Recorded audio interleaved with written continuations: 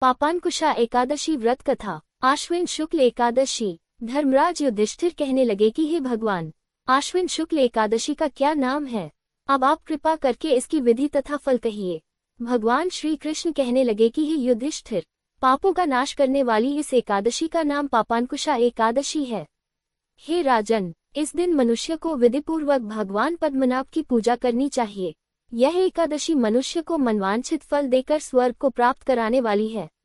मनुष्य को बहुत दिनों तक कठोर तपस्या से जो फल मिलता है, वह फल भगवान गरुड़ध्वज को नमस्कार करने से प्राप्त हो जाता है। जो मनुष्य अज्ञानवश अनेक पाप करते हैं परंतु हरि को नमस्कार करते हैं, वे नरक में नहीं जाते।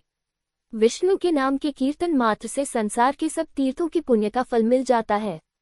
जो मनुष्य शौंग धनुषधारी भगवान विष्णु की शरण में जाते हैं, उन्हें कभी भी यम यातना भोगनी नहीं पड़ती। जो मनुष्य वैष्णव होकर शिव की और शैव होकर विष्णु की निंदा करते हैं, वे अवश्य नरकवासी होते हैं। सहस्रों वाजपेय और अश्वमेध यज्ञों से जो फल प्राप्त होता है, वह एकादशी के व्रत के 16वें भाग के बराबर भी नहीं होता है। संसार में एकादशी के बराबर कोई पुण्य नहीं, इसके बराबर पवित्र तीनों लोकों में कुछ भी नहीं। इस एकादशी के बराबर कोई व्रत नहीं। जब तक मनुष्य पद्मनाभ की एकादशी का व्रत नहीं करते हैं, तब तक उनकी देह में पाप वास कर सकते हैं। हे राजेंद्र, यह एकादशी स्वर्ग, मोक्ष, आरोग्यता, सुंदर स्त्री तथा अन्न और धन की देने वाली है। एकादशी के व्रत के बराबर गंगा, गया, काशी, कुरुक्षेत्र और पुष्कर भी पुण्यवान नहीं है।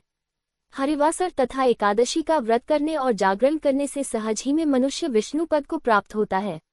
हे युधिष्ठिर, इस व्रत के करने वाले 10 पीढ़ी मातृपक्ष, 10 पीढ़ी पितृपक्ष, 10 पीढ़ी स्त्री पक्ष तथा 10 पीढ़ी मित्र पक्ष का उद्धार कर देते हैं। वे दिव्य देह धारण कर चतुर्भुज रूप हो, पीतांबर पहने और हाथ में माला लेकर गरुड़ पर चढ़कर विष्णुलोक को जाते हैं। हे नृपोत्तम, बाल्यावस्था, युवावस्था और वृद्धावस्था में इस व्रत को करने से पापी मनुष्य भी दुर्गति को प्राप्त न होकर सद्गति को प्राप्त होता है। आश्विन मास की शुक्ल पक्ष की इस पापांकुशा एकादशी का व्रत जो मनुष्य करते हैं, वे अंत समय में हरिलोक को प्राप्त होते हैं तथा समस्त पापों से मुक्त हो जाते हैं। सोना, तिल, भूमि, गौ, अन्न, जल, छत्री तथा जूती दान करने से मनुष्य यमराज को नहीं देखता। जो मनुष्य किसी प्रकार के पुण्य कर्म किए बिना जीवन के दिन व्यतीत करता है,